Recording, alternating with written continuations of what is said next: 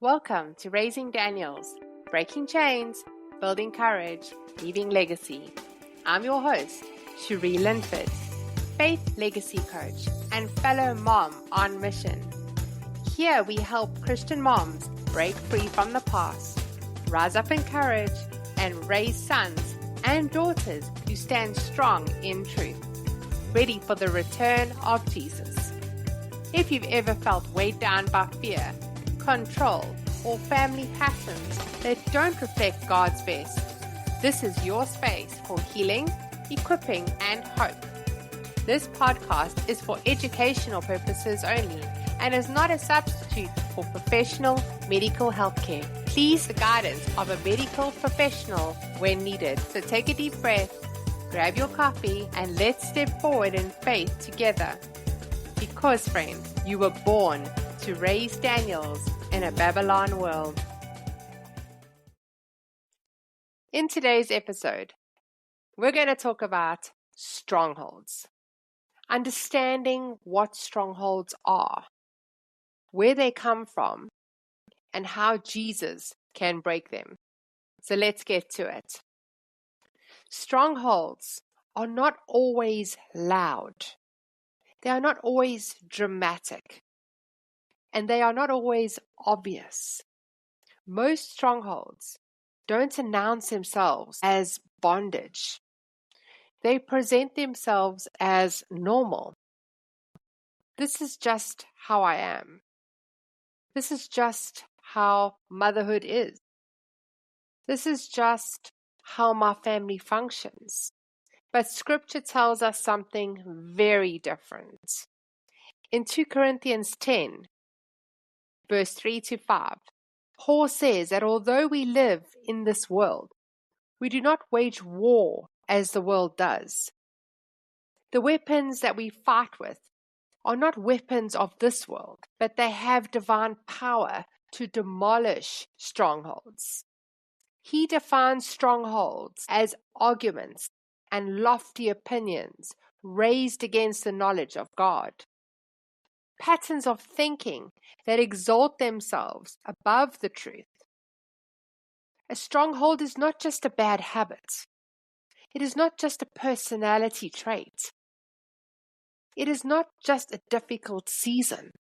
A stronghold is a deeply embedded pattern of thought, belief, or emotional response that keeps you stuck in cycles Jesus already paid the price to free you from. And for many mothers, strongholds don't just affect you, they affect your home, your reactions, your tone, your parenting style, and eventually your children's internal world. Strongholds shape how you respond under pressure. They influence what you fear, what you control, what you avoid, and what you believe about yourself and God. And here's the part many Christian moms miss. You can love Jesus deeply and still live under the influence of a stronghold. Because strongholds are not about salvation, they are about renewal. Romans 12, verse 2 tells us we are transformed by the renewing of our minds. That means transformation is not automatic. It is intentional. And without renewal, old patterns stay in place, even in faithful believers. So where do strongholds come from? Strongholds form when the brain, the body, and the spirit all agree on a lie. Usually during a moment of vulnerability. They often begin in childhood, during seasons when you didn't have power, choice, or safety. A child's brain is not designed to analyze situations the way an adult does. It is designed to survive. So when something painful, frightening, unpredictable, overwhelming happens, the brain looks for meaning. And when it can't make sense of what is happening, it forms conclusions. If I stay quiet, I'll be safe. If I stay in control, nothing bad will happen. If I perform well, I'll be loved. If I don't need anyone, I won't be disappointed. If I stay alert, I can prevent danger. Those conclusions become beliefs. Beliefs become patterns. Patterns become strongholds. And those strongholds often follow us straight into motherhood. Motherhood has a way of activating unresolved strongholds like nothing else. Because suddenly you are responsible for tiny humans who trigger your nervous system, your capacity, disrupt your control, and expose your wounds. Strongholds show up in how quickly you react, how deeply you worry, how hard it is to rest, how much pressure you put on yourself, how difficult it feels to trust God with your children. This is why motherhood often feels harder than we expected. Not because we're failing, but because strongholds are being exposed. Strongholds become generational when they are never confronted. A mother doesn't have to be passed down pain for it to be inherited. Children learn far more from what we model than from what we say. If fear shaped your nervous system, your children will feel that atmosphere. If control kept you safe, your children will grow up anxious and unsure of themselves. If shame defined your inner world, your children may internalize performance-based worth. This isn't about blame. This is about awareness. Because what is revealed can be healed. From a psychological perspective, strongholds are reinforced neural pathways. The brain is efficient. It repeats what it knows. The more a thought or reaction is used, the stronger that pathway becomes. From a spiritual perspective, strongholds are lies that oppress God's truth and keep us from walking in freedom. Powerful thing is, neuroscience and scripture agree, patterns can be changed. The brain can be rewired. The mind can be renewed. Strongholds can be demolished. But first, they must be identified. So let's talk about the most common categories of strongholds that show up in motherhood. These are not labels, they are lenses. And many mothers carry more than one. One of the most common strongholds is fear. Fear often disguises itself as responsibility, vigilance, or being a good mom. Fear says, if I don't worry, something bad will happen. If I relax, I'm being careless. If I don't stay alert, I'll often miss something important. Fear-based strongholds often lead to anxiety, overthinking, catastrophizing, and overprotective parenting. This stronghold forms when safety was unpredictable or responsibility came too early.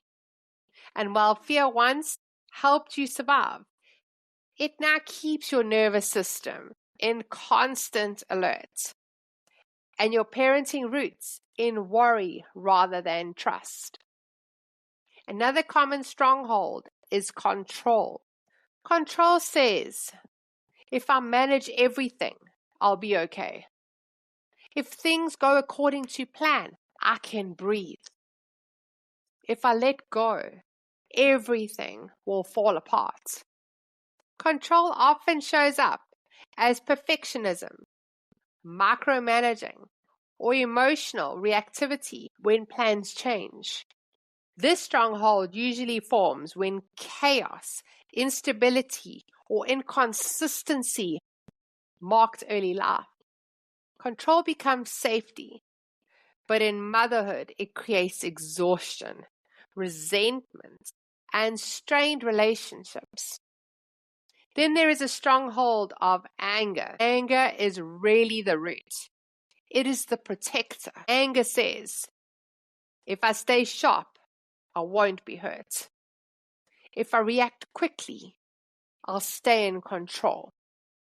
If I express pain as anger, I won't feel powerless. Anger-based strongholds often mask grief, fear, or unmet needs. They surface as snapping, yelling, irritability, or what many moms call mom rage. Without healing, anger becomes a cycle. Not because you're a bad mom. It's because unhealed pain keeps demanding attention. Another powerful stronghold is rejection. Rejection says, I'm not enough. I have to earn love. If people really knew me, they'd leave.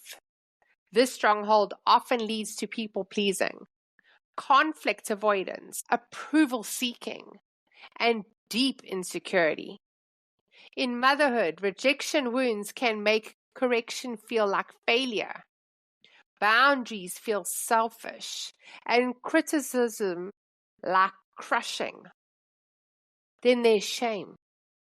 Shame says, there's something wrong with me. I should be better by now. I don't measure up. Shame is not the same as guilt. Guilt says I did something wrong. Shame says I am wrong. Shame-based strongholds fuel mother guilt, self-condemnation, and performance-based worth. They keep mothers trapped in cycles of striving rather than resting in grace. Modern stronghold is comparison. Comparison says everyone else is doing this better. I'm behind. I should be more like her.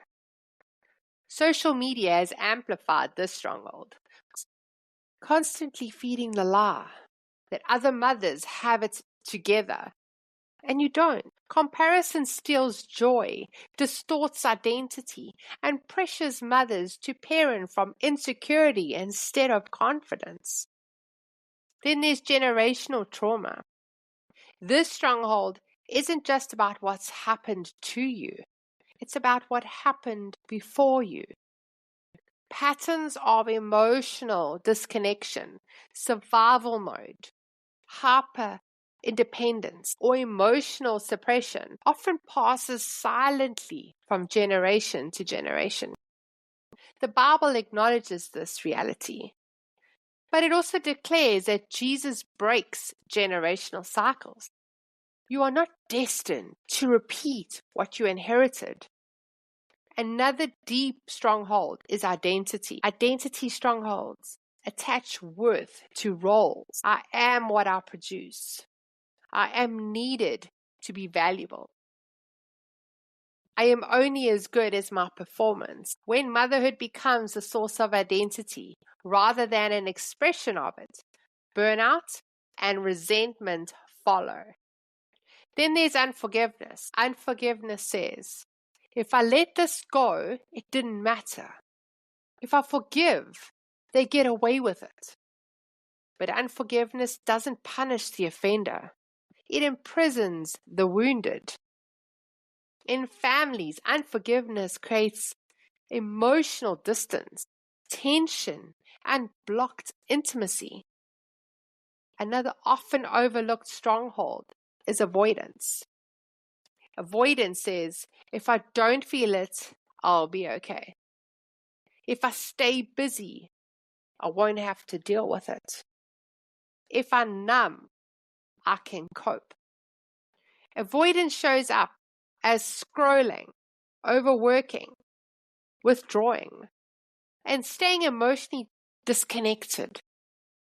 It keeps mothers from engaging fully with themselves, their children, and God.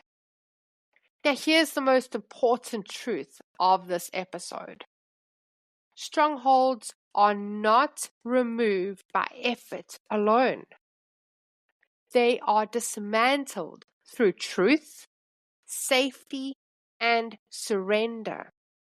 Jesus heals them. He does not demand instant change. He invites transformation. Jesus meets strongholds with truth, not condemnation. He exposes lies gently. He restores safety. He reparents the wounded places of the heart. Renewing the mind is not about positive thinking. It is about replacing lies with truth, repeatedly, intentionally, and with compassion. Breaking strongholds requires three things: awareness, naming what's actually happening; alignment, agreeing with God's truth over the lie; application, practicing new responses with grace. And here's the hope. Your children do not need a perfect mother. They need a healed one. Every stronghold you confront changes the emotional and spiritual environment of your home. Every lie you dismantle weakens the chains passed down. Every step towards healing builds a legacy of courage, clarity, and faith. This journey is not about fixing yourself. It's about partnering with Jesus in restoration. You are not behind. You are not broken. You are becoming free. And as you do, you are raising Daniels, children who know who they are, stand firm in truth, and live unshaken in a world that desperately needs light. Strongholds can be broken. Minds can be renewed. Legacies can be changed. And this is only the beginning. Thank you for joining me today on Raising Daniels, Breaking Chains, Building Courage, Leaving Legacy. If today's conversation spoke to your heart, would you do me a favor? Share this episode with another mom who's ready to trade fear for faith and step into the legacy God's called her to. And don't forget to subscribe, leave a review, and connect with me on my private Facebook group, Raising Daniels Community.